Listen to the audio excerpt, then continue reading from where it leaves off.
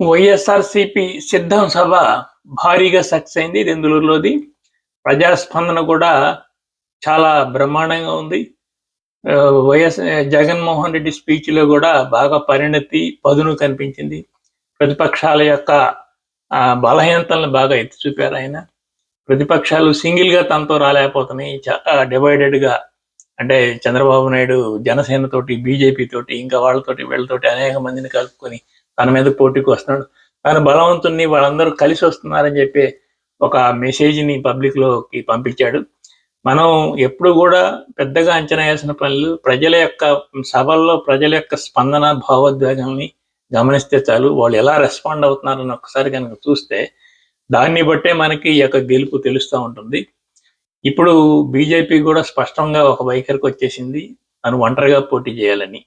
ఆ ఒంటరి పోటీ కూడా ఏ వైఎస్ఆర్‌సీపీని గెలిపించడానికో లేదా టీడీపీని ఓడించడానికో కాకుండా తన బలం నిరూపణ కోసమే తను ముందుకెళ్లాలనుకుంటుంది. 2 పార్టీలకి సమాన దూరం పాటించాలనుకుంటుంది.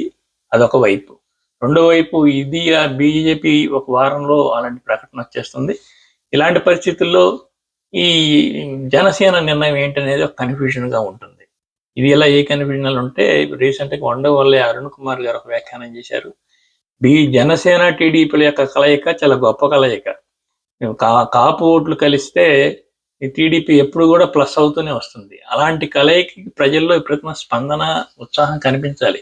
కానీ అది తనకు కనిపించట్లేదని చెప్పి ఆయన కొన్ని చోట్ల తిరిగి వచ్చి చూసి వ్యాఖ్యానం చేశారు.